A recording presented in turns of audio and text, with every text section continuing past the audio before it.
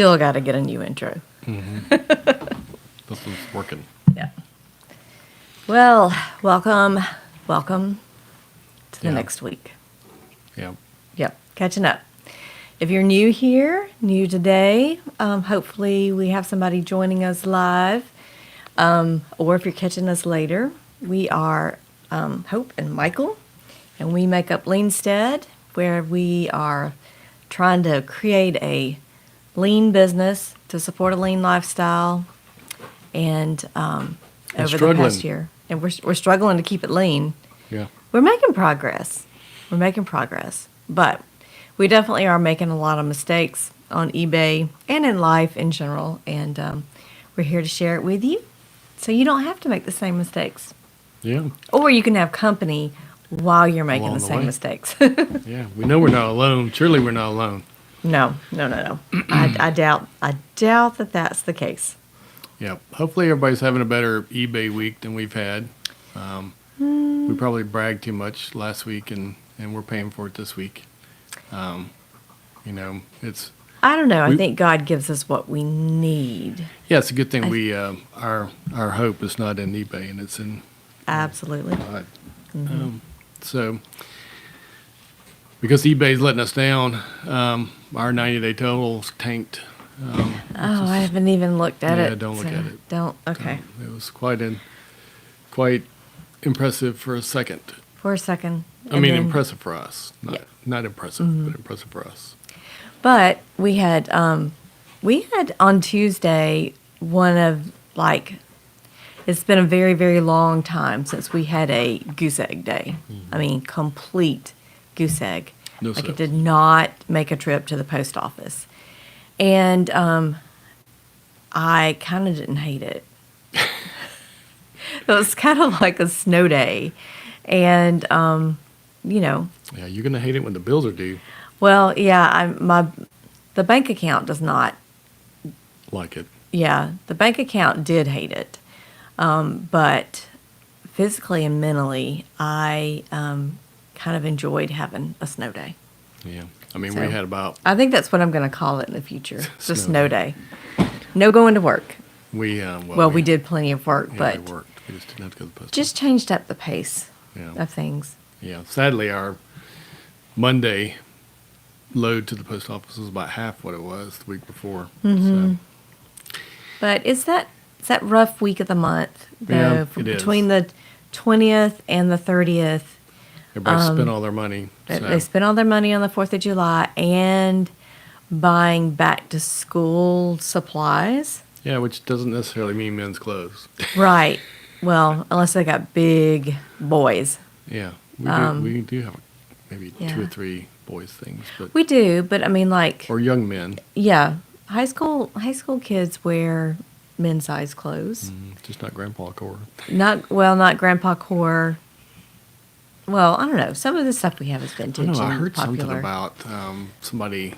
Maybe they're just trying to make it happen, but like the '80s style. Oh yeah, I some mean, people- vintage stuff is. Well, I'm is talking very about popular. specifically '80s. So, Oh, okay. our high school days. Somebody's claiming that was making a comeback. We'll see. Yeah. Hopefully. Does it look like I follow trends? Absolutely not.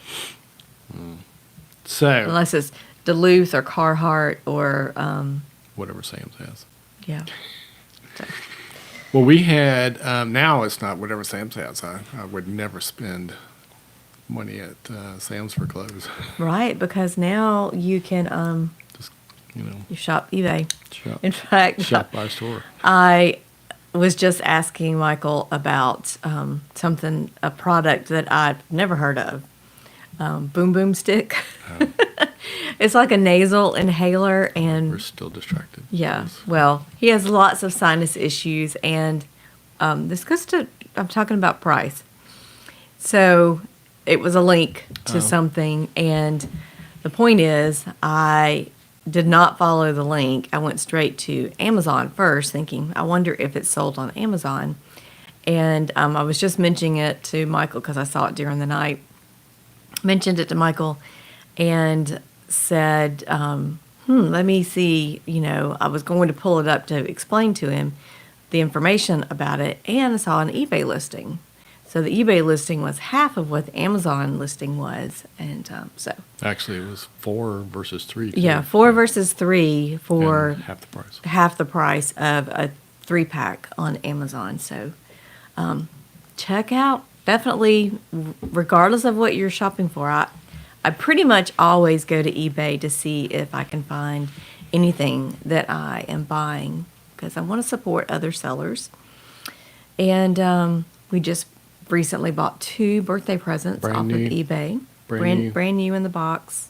Yep. Things for our grandson's first birthday. Yep. We'll talk about those next week because this will be right before his birthday. Yeah. So, Well, what you got? There's something hanging on the wall. something behind hanging on the me. wall. So I'm not going to tell you the color part of the story because I want you to look behind me. Mm-hmm. And down in the comments below, I want you to say what color you think those pants are. And it'd be interesting if we went live again at nighttime And see if they look and different. see what they look like. Uh-huh. But it's lunchtime here, so and it's actually sunny outside. So but anyway, this is like a continuation of last week, and because we did finally get them back, and Uh-huh. we just on this one we're just refunded them and ate the shipping both ways and moved on.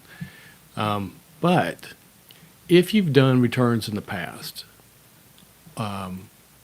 you might just get into this routine of, click, make a statement, you're done kind of deal. Refund, and it's listed. And it used to be that it would immediately always relist. Mm-hmm. Then I started running into a situation where sometimes it would relist and sometimes it would not relist. And so in that scenario, I had to go looking for it. Gratefully, it would put it in the drafts, and I could just go there and find it. And if I need to make an adjustment or whatever, I did, and then I could hit list. But this is where the buyer said it was not as described. So in that scenario, I knew this was the case, but I had forgotten how hard it is to find it. And so what happens when it's not as described, eBay looks at it like you didn't describe it right, so the last thing we're going to do is relist it for you. And so they just don't do anything. And if you're in this hurry and you just click the buttons to give somebody a refund and move on, you might in your head think that it relisted it, which is kind of what I was thinking. Expecting. And then we had not put them back into inventory yet. They were still sitting on the table. And it dawned on me, oh, hang on. And I went back and checked active listings and it wasn't there. Mm-hmm. And I checked drafts and it wasn't there. So if you have a big store, and we're not a big store, but we have about a little over 2,500 listed. If you have a decent sized store and you've got a hurried lifestyle, you may think that you relisted those and you might have put them back up in your inventory and all that kind of stuff and moved on, and they're not listed. And you're not going to find them in the drafts. So where do you find them? In order to relist them again, I probably would go back to the returns folder Yeah. So and locate the item, locate the old listing. and you would think it'd be that easy, but there's a couple of steps, and somebody ought to make a proper video. I'm going to quit saying I'm going to make them. Somebody else needs to because But- it ain't happening. Yeah, but I might one day just do a quick proper video on this. But under sell, there's orders. Mm-hmm. Under orders, there's returns. Okay. Okay.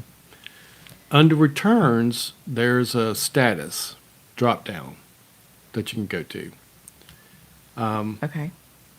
because Like- there's different levels of returns. Okay. Some Like of it means completed and- means it's just now activated. Different statuses of the return. Okay. So then you want to go to close returns and replacements. When you click on that, you'll see all the ones that like done deal. Okay. What does replacements mean? I don't know. Okay. So, mainly the part that I was interested in was closed returns. Okay. And when you go, oh, well, there's that pair of pants. Over in the actions button, that's to the left of the pants, you click on it. All it's going to do is take you back to kind of show you the history of what happened with this pair of pants. It's not Not a relist. what I want to do with this. Okay. Yeah. And there is no relist button.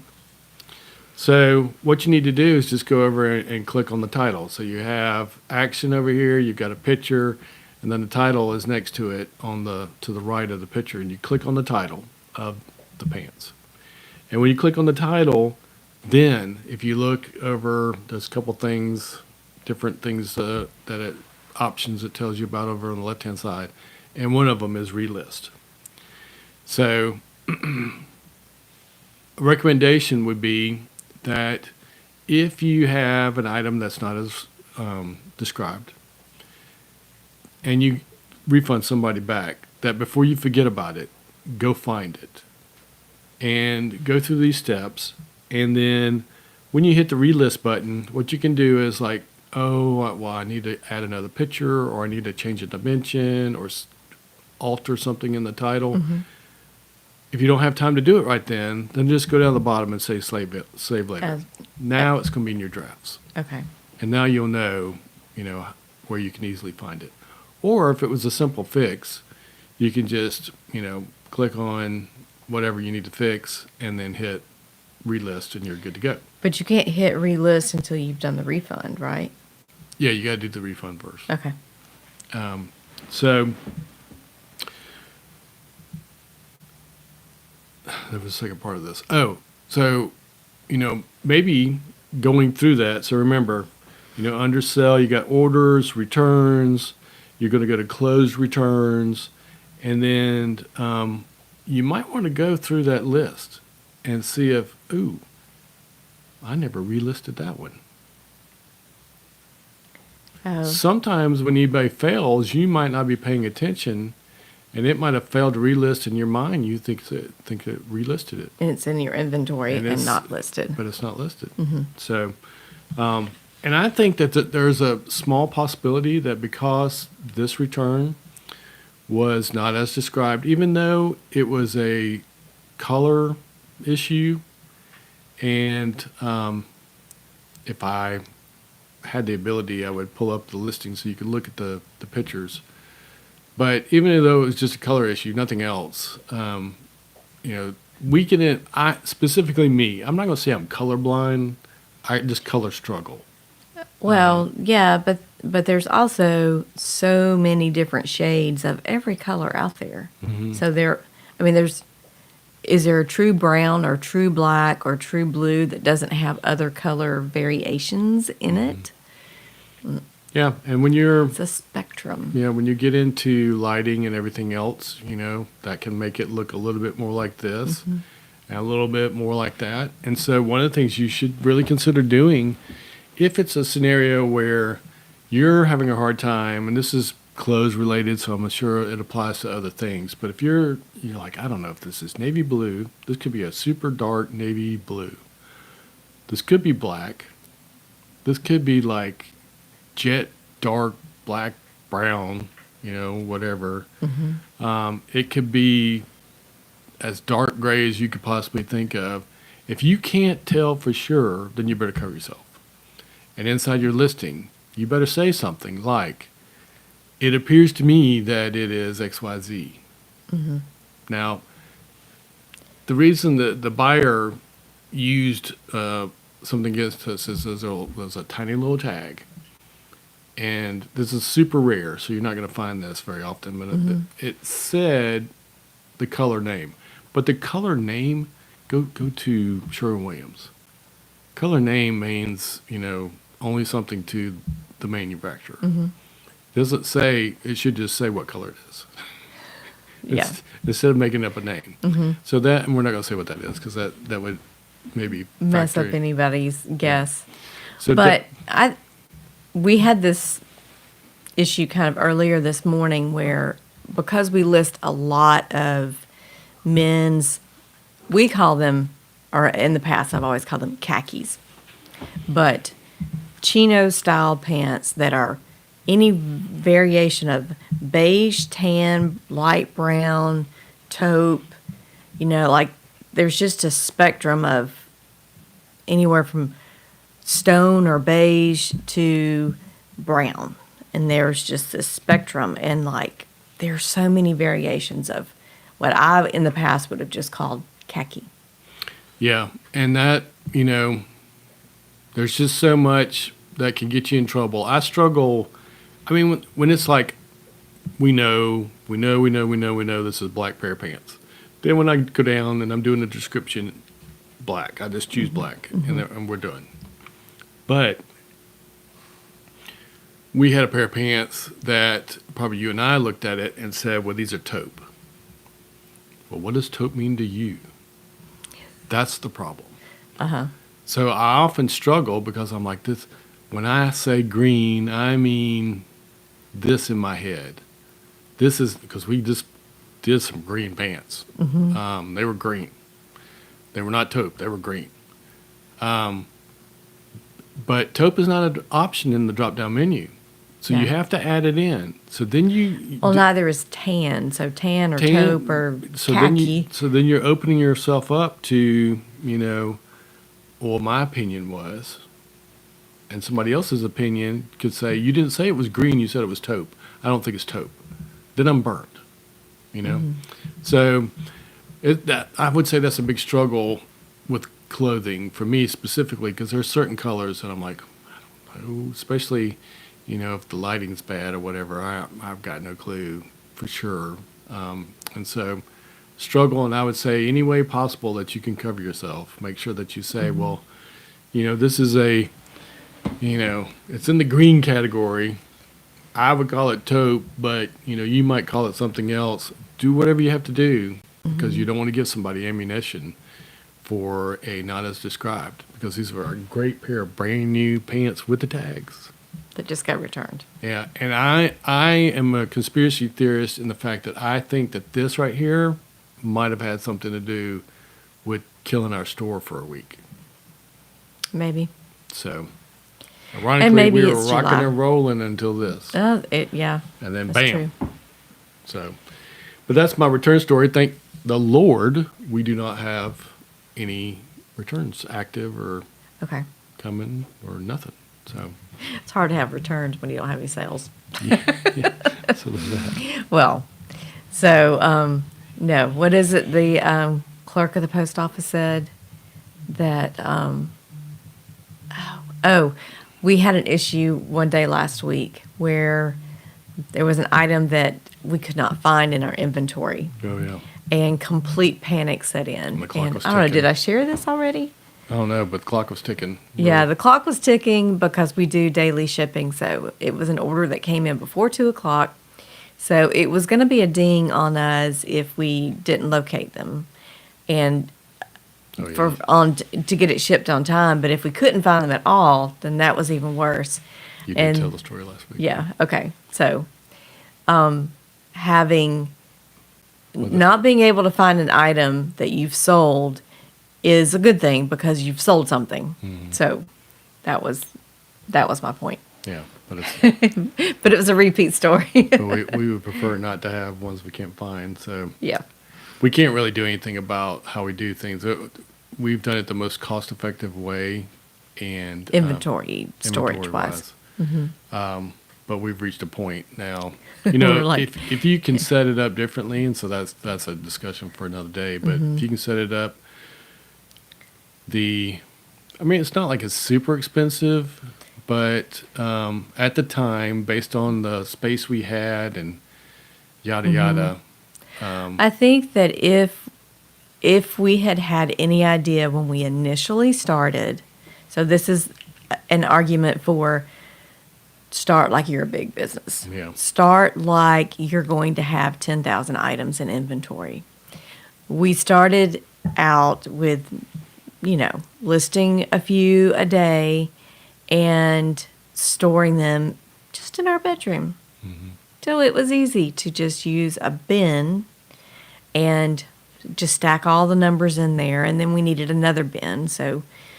But then space would free up in the first bin. So if you just add some more to the first bin and you write it on your spreadsheet, which is what we were doing and the way we do it now, that works until you have 55 bins and They don't fit in the bedroom. they don't fit in the bedroom anymore. Definitely not. So now they're stacked in the basement, and I would really appreciate it now if actually they were just in cardboard boxes and in numerical order. But we just didn't have. We were trying to store things the cheapest way possible in the beginning, and we need to make a transition. So now we've got to free up. We've got to do a lot of rearranging and free up some space. We do, and going back to what you said about doing things like your Big business. like your big business. We'll see now that we've got 2,500 plus in inventory. It's going to be a whole lot harder to fix than if we had 250 in inventory. Yeah. So, it's on the list of things to do. 1%. Yeah, a little bit better each day. Uh-huh. What were you going to share? My word, actually, this is a word for the year because I've been talking about this quite a bit. Are you too distracted to say it's for the year? Huh? You'll have a different word next year. No, but because I've talked about this in other ways, in other areas, but we have been going through some major logistical process changes. And so my role in what we're doing has increased in one area but decreased in another area. So I am struggling to find the right time of day and the right rhythm and the right process for me to get my work done so that it also allows me to do some other things I believe God's leading me to do. So my word is rhythm right now, trying to figure out not a strict routine or daily. I think time blocking is a good thing to do, but I think we have to be, or at least for me, I need to have flexibility, and it just needs to flow. And to me, a rhythm sounds less rigid than a schedule or time blocked or whatever. Yeah, because what works for you on Monday doesn't necessarily work for you on Tuesday. Right. So I need prayer to find the right rhythm, the right order, the right timing for accomplishing things in the best way possible so that I steward my time well. Mm-hmm. So that's my struggle. That's, if you're an eBay eBay reseller, and you're like these people that have YouTube channels who talk about how they get their work done, they're able to do 45 listings in an hour, and, they get all their work done in 2 hours a day. I'm like, we're so much smaller than that, and it was 8:30 last night when I finished. And I'm not doing eBay the whole day because I'm working on some other projects, and we have animals to take care of, and humans to feed and that kind of thing. But I need to be able to get things. I need things to be in a smaller, contained time frame. So I'm just struggling to find that rhythm. Yeah, I think it becomes a bigger deal as we get older. I've been talking a while about tracking certain things, and I was really getting fired up about some stuff I was going to start tracking, and then I threw this, listing software in and kind of messed up my rhythm. I'll throw it them. Yeah, so my rhythm has been jacked up, And especially since we got to the point where we worked really hard on getting to where we were over a year's time. And there was a whole lot of, growing pains from that, took us a year because we were trying to figure out how to do certain things. But like I mentioned before, you start throwing in something like, listing or cross-listing or whatever. Well, it jacks your stuff up. And Right. so tracking, I really am passionate about tracking some stuff, especially now, because if some of the changes we made actually, if they get better, then great. But if they get worse, I need to know. Yeah. So, because I, if I start going off the deep end, I start thinking, well, maybe I changed too many things, over the last couple of weeks, and that's why our sales tanked, Maybe. Maybe not. I don't know. I mean, the first week we were experiencing great sales. I don't know. And, a good percentage of the sales that we're having are the new listings. Yeah. So, I will say, I think that the new software is good. It is working, but we're struggling to Yeah. So I don't want to change get the up groove. too much of my process until I feel confident about that. But I'm gonna have to make the call sooner or later because I need to dive in and say I don't need to do things two different ways because I had can't remember, there was a day when I was not feeling great and things just kind of got out of whack for me and trying to track them both ways, and the next thing you know I had a big pile of stuff I had to fix. And so I don't want to be in that situation, because if I was saying this is what we're doing now, then I wouldn't have the second part of the process that nobody sees or knows. It's just really our inventory, our old inventory system. Oh, okay. So you're talking about basically the fact that we have two custom SKU numbers for everything now. Currently.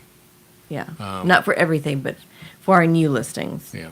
And I'll go into more of that once we feel a little bit better. As right now, we don't feel like we're going to change anything, that we think that this is going to make things easier and better in the future. But it's not easier or better yet. No, not right now. And so that's why, watching other people on YouTube who have done this, and not just talking about six-figure incomes, but they're talking about, I'm trying to figure out how to make sure I don't ever have to, open up 30 bins to find that one thing that I, didn't tag properly, or whatever the situation is. Those are the things that, we're still dealing with in year two. So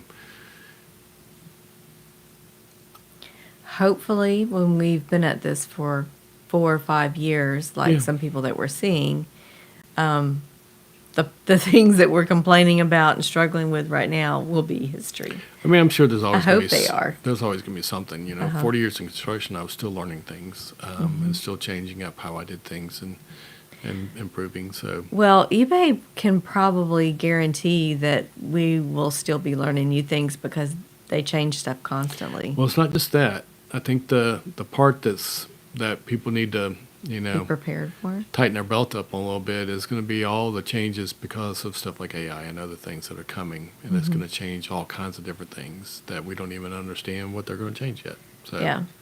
And I don't think that it's necessarily going to be bad or just gonna be scary or different. whatever. Yeah, it's just going to be a different process. So, in a lot of ways, I think AI is going to improve our lives, but it's going to challenge us. And there's ways it's going to be a negative too. So we shall see. But one of the things that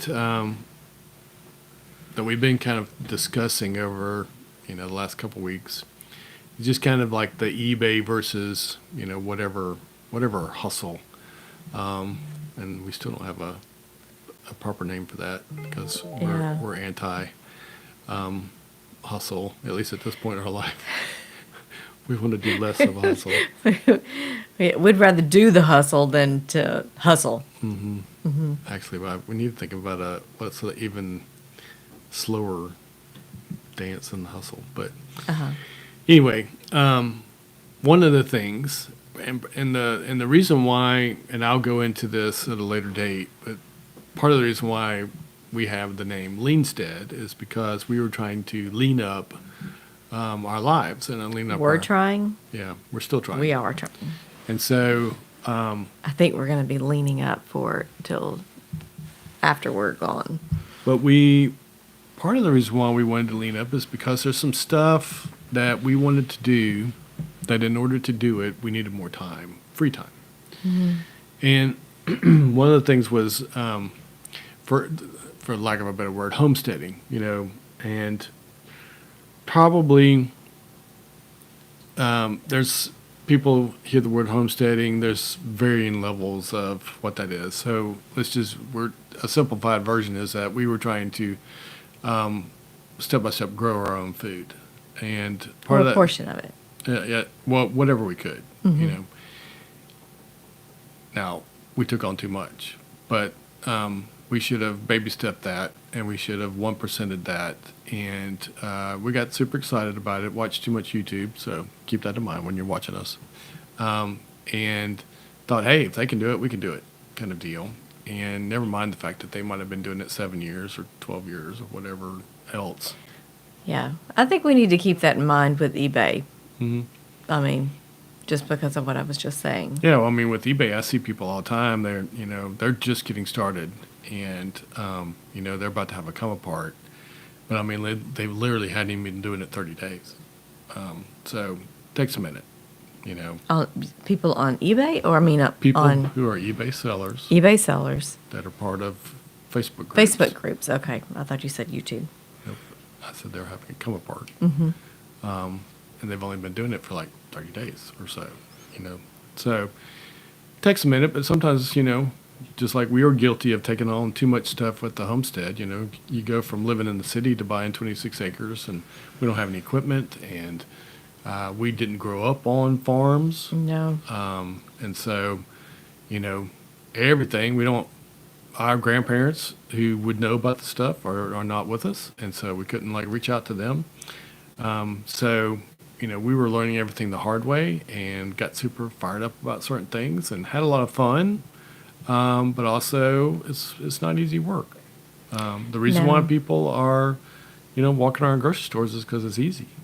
Yeah, it is a lot easier to go to Walmart and buy chicken that is already processed and cut up and cooked for you if you want.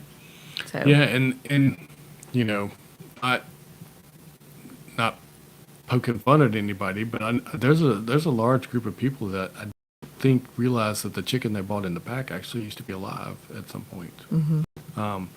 They just think it came from the factory, whatever that means. So, we were going through Aldi Monday afternoon, and I was just kind of hanging back,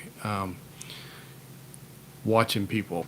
And you do a lot of people watching at Aldi. I do, because it's less frustrating to watch you go around in circles when you go around the fruit stand when we need to be going up and down the aisles. And you're doing circles. I have produce You go on down my the aisle and list come all back. together. So I knock out the produce section all at one time. I choose not to. That's fine. Okay, so you were watching people. So I'm watching people instead of my wife. And, they're just running around grabbing stuff. Mm-hmm. Often Because they don't have a list. they don't have a list. Mm-hmm.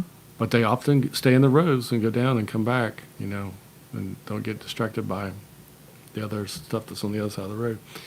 But I was thinking, you know what? There's very few people in this building. Probably, 1% if we're lucky, who would survive if there wasn't grocery stores. Mm-hmm. And we were talking about a time overseas where we would go get groceries, and it was a tiny little store. Yeah. Tiny.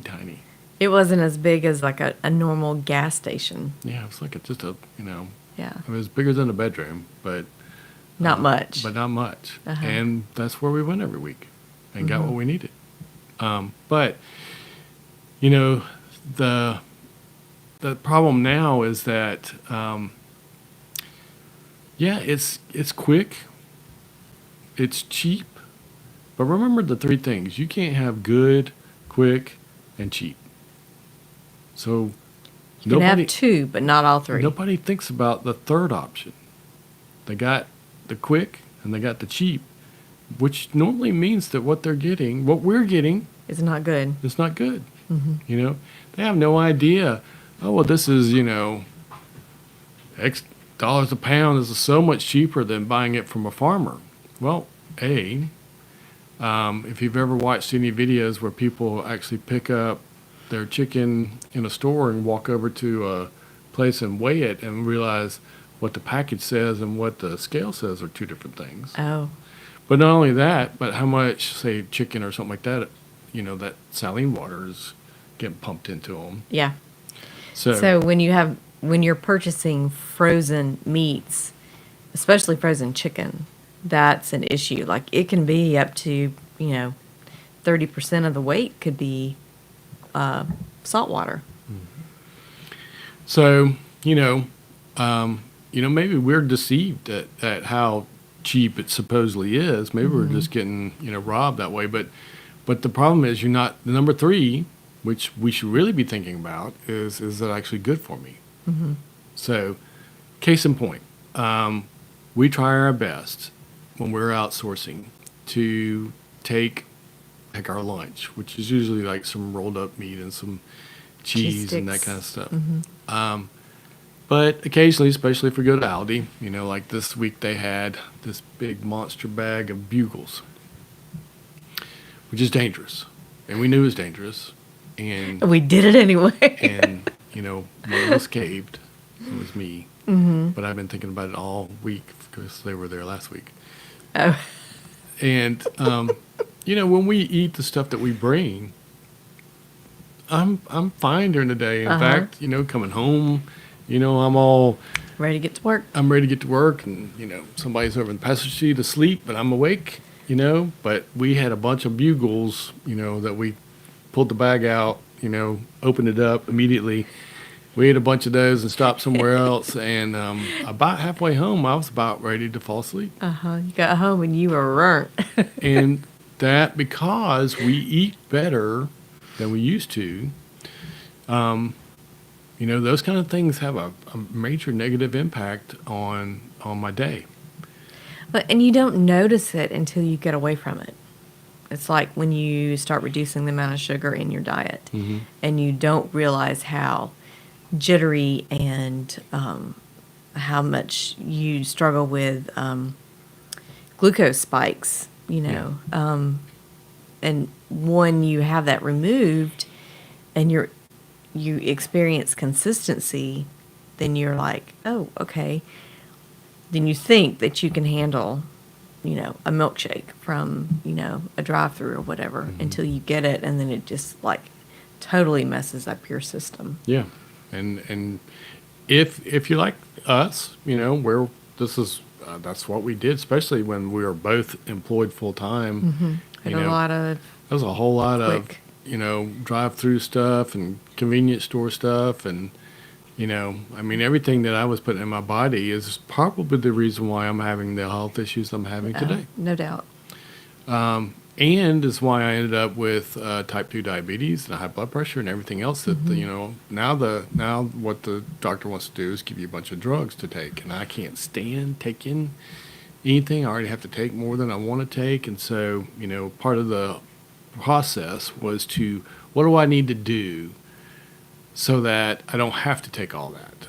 And it's still a struggle for us, but that was kind of the beginning of our lean stead journey was, okay. What I eat really does matter. Yeah, for instance, the number of things that have sugar in it that you have no idea. For me, maybe everybody knew this, but I was in my 30s or so before I realized that there was sugar in peanut butter. Like I didn't have any idea. In fact, I thought peanut butter was like super good for you. kind of deal. So that being said, we were watching homesteaders on YouTube, and a lot of them were doing it because they were changing their diet. One guy was like he's pretty sickly, and he was trying all kinds of different things, and he became more and more obsessed with growing his own food, and that's had a huge impact on his health. In fact, the other guy, there was at least two of them that we know of. They were having health issues, and for the most part, well, a third one that was having not mental issues but anxiety issues. True. And a lot of that was resolved with changing his diet. Changing his diet. So the problem is that we want quick and easy. And we don't think about the fact that this is it's costing compounding problems. Because then once you start taking all this medication, then you can't stop. You have to stay on it. Your body's, jacked up from that point on. So. Yeah, I recently heard someone discuss like immune issues.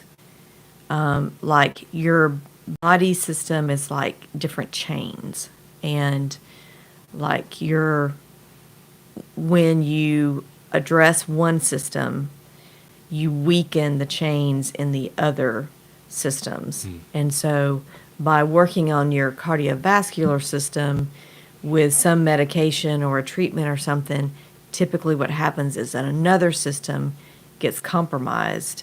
And then when you address that one, it compromises something else. So you just have everything is connected, and you can't just resolve one ache or one imperfection in your body system without compromising others.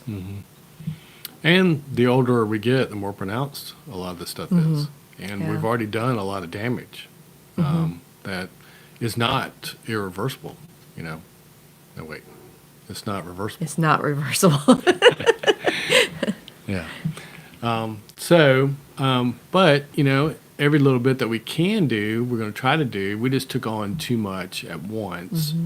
And so, when it comes to homesteading, and we haven't written homesteading off. We just kind of have to, we're just contemplating a reboot because we jumped in with both feet, both hands, all hands on deck kind of deal. And it's not as easy when you're older. It is also if it's just the two of you, versus when you have a family, multi-generational scenario, interest in it. Everybody kind of doing different things, but if you're on your own, it's exhausting. It is. I think it's very similar to the starting out like you're going to be a big business, or actually starting out remembering that your business is going to grow, but you need to grow this in a way that 10-year older you can maintain it. And the homesteading needs to be done the same way, incrementally and with aging in place in mind. Yeah.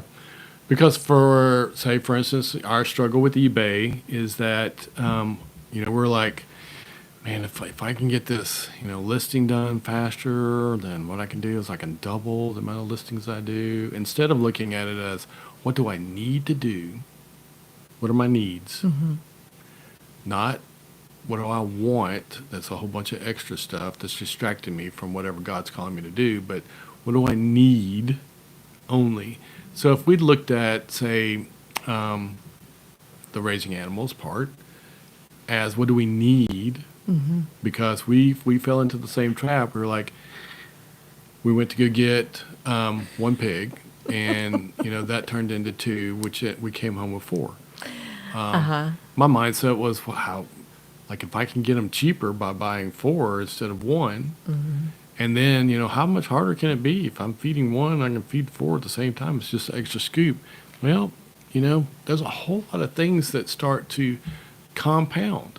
how much room, how much shelter, how much feed.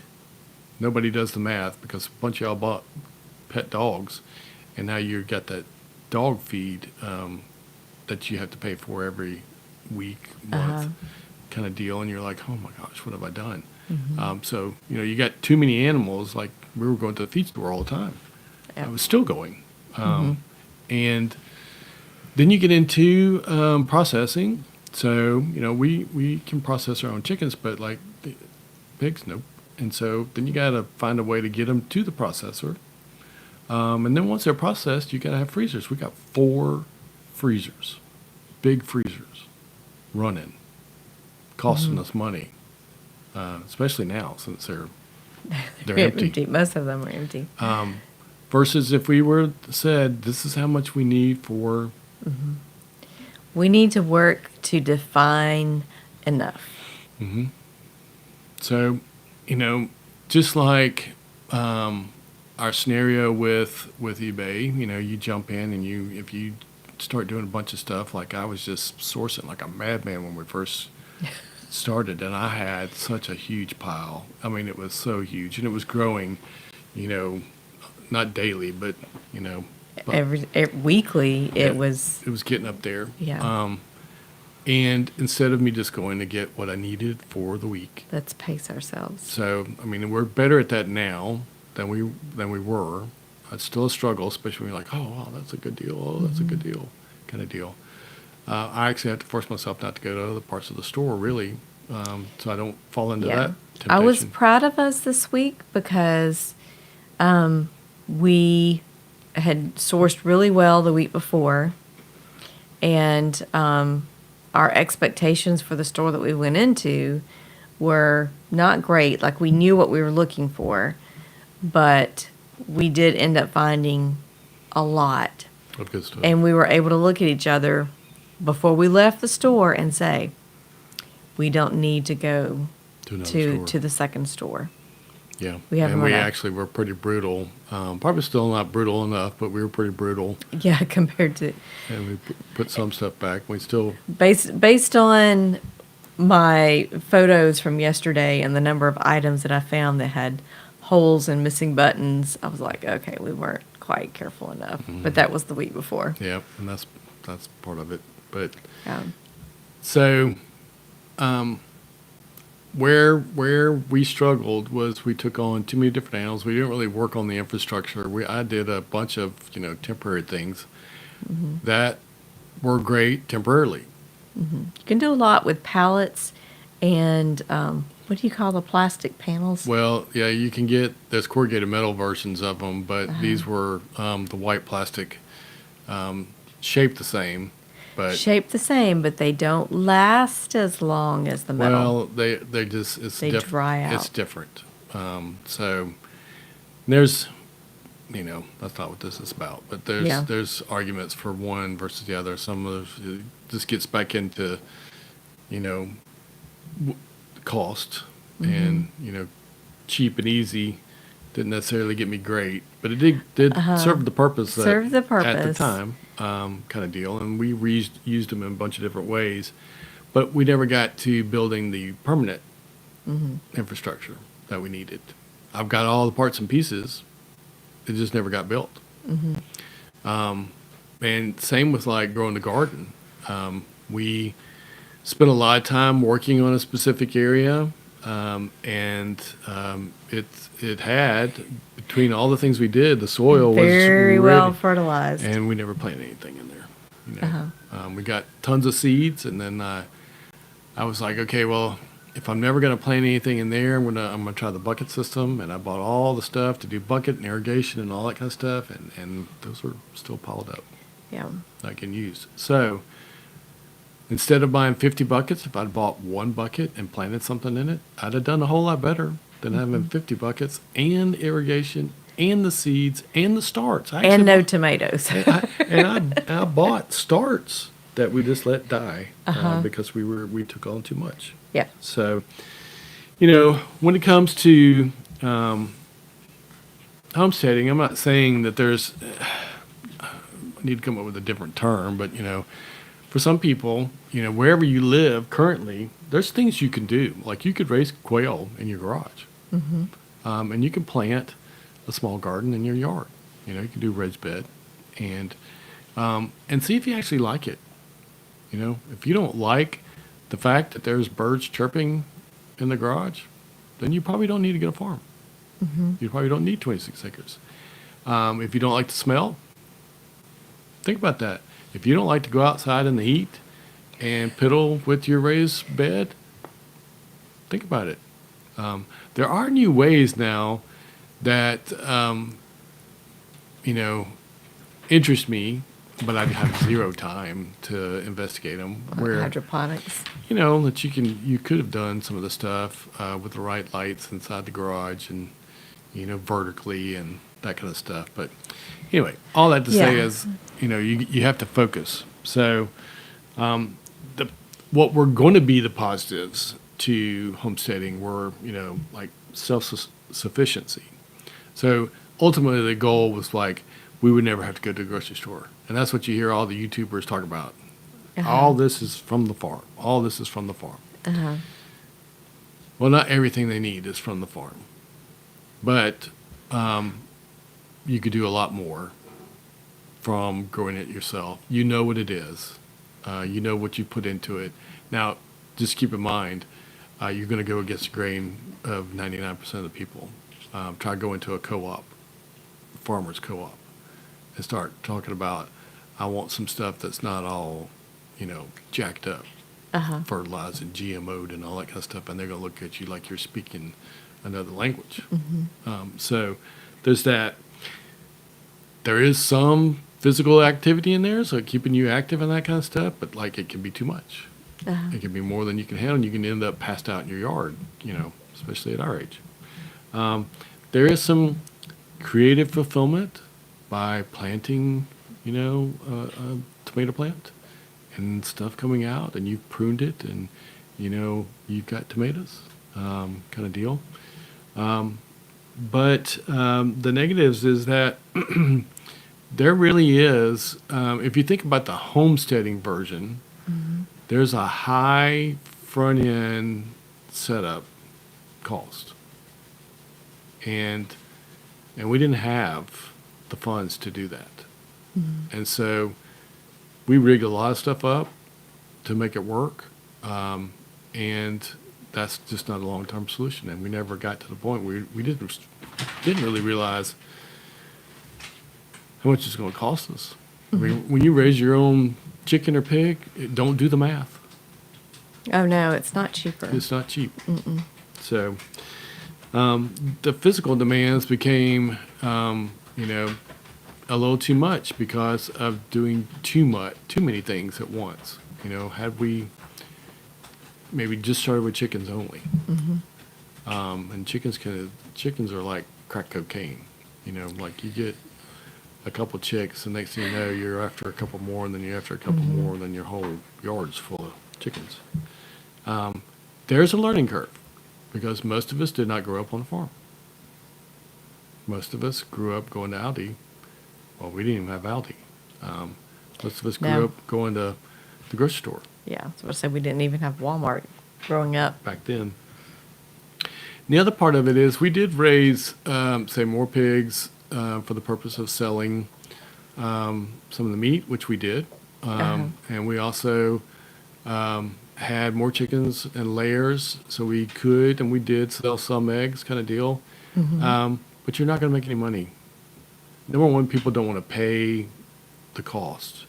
So if you start factoring in how much you put into feed, and depending on the animal, like our animal is free ranged as much as possible, but we had still supplemental feed that was not cheap. Not our pigs. Well, they kind of. Kind of. And there's, like if you were just doing pigs, there's a whole nother thing about, getting scraps. And, we have friends that had a pumpkin farm. And we ended up with a pumpkin patch. Because we got tons of pumpkins that we were able to feed, and, ended up, now we're growing our own pumpkins. So there's a learning curve. And so you probably don't want to take on too much. It'd be good to have an overall arching view of everything, but like let's not just try not to do all the things. But there is a much more unpredictable income compared to eBay, you know. And I'm not saying that we can say, because we would not have foretold having a bad week, but you might go months before you sell anything from a homestead. And it might, what you sell, it may not cover the cost of nothing. So it takes a minute, and you got to be all in. You do. I was about to say that the majority of any of the funds that we made from our homestead was not really income. It just helped to offset the cost. Yeah, at best, it made like processing our meat free. You know, so we can't really say. I mean, you start talking about selling eggs, and and especially if you're gonna put them in a carton, then just give it up. Like by the time you did all that, Except for today. I mean, well, that's changing, but it was. it is changing, and egg prices are coming down now. But when eggs were $5 in the grocery store, then but and we did- could produce them for less than that. Yeah, then if we could just get them, from the yard. So I would say that, if you're going to start that off, it's really just a matter of saying, I want something that's better for me and from my yard, and I know what went into it. And it's cheaper than me going to a health food store where it's supposedly organic, Well, I was about to say the investment that you're not going to save, if you're homesteading, you're not going to save money on the food. Like, you don't end up with chicken that's cheaper than what you could get at Walmart.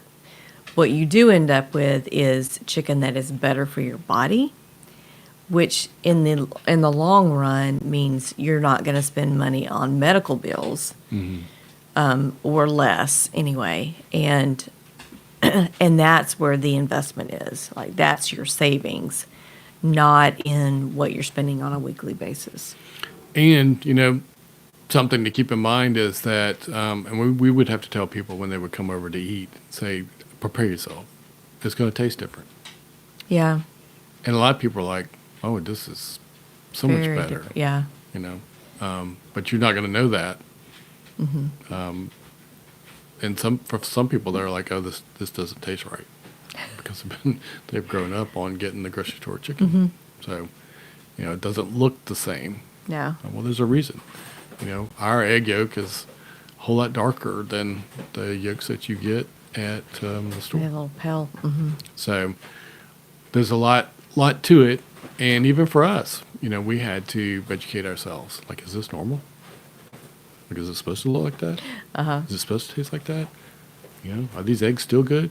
I mean, do you realize that when you get farm fresh eggs, provided that you just don't wash them off when you get them, that you don't have to put them in the refrigerator? Heck, we didn't know. We got a stand right behind the camera right now that's full of eggs that Never been in the refrigerator. never been in the refrigerator because they're farm fresh and not washed. So Some of them still have little feathers on them, and So, anyway, when you compare the two, since we just don't have it would just be us to take on a full farm kind of deal. That's just not something we're going to be able to maintain. And so, when you're comparing homesteading to eBaying, as far as making a living, eBaying, we started making money pretty quick out of the gate. yeah. Homesteading, if we're honest, just cost us money. Yeah, it definitely is not a cash cow by any means. But with eBay, we easily make our money back, and we're in the positive Yeah, very quickly. I can complain about a return, but wait till you have a cow die, Yeah, or your crop, you don't grow anything because the weather's just not going to cooperate with growing whatever. and you don't make, you spend a ton of money Yeah. to lose it. So, I'll eat some shipping every now and then. I'll be fine with it. You'll live. Yeah. You'll live. So anyway, without going in, if you have interest and want to know questions about homesteading, feel free to reach out to us, because we did spend quite a few years doing a lot of it. We are doing less, and now we're rethinking some parts and pieces. Still not quite there. And to be honest, the part of the reason why we considered eBay was to pay the bill so that we could do some homesteading. But Just trying to get back to that right level of how much homesteading and eBay can you do at the right time? at the same time, Yeah. and not going out and buying 4 pigs when you just need one. So, actually, one's never a good thing. Yeah, one's not good, but when one is all you need, But 75 chickens at a time versus, something to think about. yeah. So, anyway, that's the bulk of what we were going to cover today. Already got some stuff to talk about next week. Quite a few things that we're just working through. This is us going through the process. Hopefully, you're watching this and you're like, I didn't think about that. Feel free, if you got questions, to ask questions in the comments below, and we'd be more than happy to answer those. And if you have solutions or answers for things like, why does a return, if it's item not as described, end up not being easily relistable or automatically relisted? Yeah, is there something we did? We have noticed, at least I have, because I spent more time on eBay's website than Hope does, but there's been some improvements made because of the way I do sales. I've noticed that they've done some stuff. I'm like, oh, thank goodness. Some tweaks. Yeah, that's so much Yeah. easier, kind of deal. So there's some positive things that, we might talk about later. But I do want to remind you that in the comments below, tell us what color you think that is. And, Then I'll keep my comments to myself. yeah, don't say nothing. Don't mess it up in the comments. Okay. Anyway, we appreciate y'all, and look forward to this being a better week. Looking Lord willing. forward to a willing. great weekend. Yeah, it's possible. This is a weekend where all the stars don't align. I love it when no. it's Friday, it's the end of the month, That will be next weekend. Actually, so. not really, because the end of the month is I think in the middle of the week, isn't it? Well, the end of the month is on Thursday, so people get their end of the month check, the beginning of the month check, yeah, weekend. It might be better. It will be. But It will be the perfect storm. I'm thinking that this weekend is not going to be a lot of people out shopping for men's clothes. I think they've got their school supply list that they're going after. But hey, if you have a large young man, Check out our store. check out our store, because we can get him some retro-looking stuff. Yeah. We do have some. We have some cool stuff. Yeah, we have some cool stuff. Uh-huh. We got some good Nike stuff. Yeah. Was it last week? New week stuff. Before. Mhm. So Yep. anyway, appreciate y'all, and hope y'all have a great week. See you later.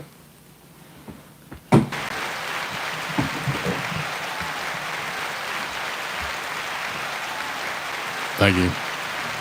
Thank you very much.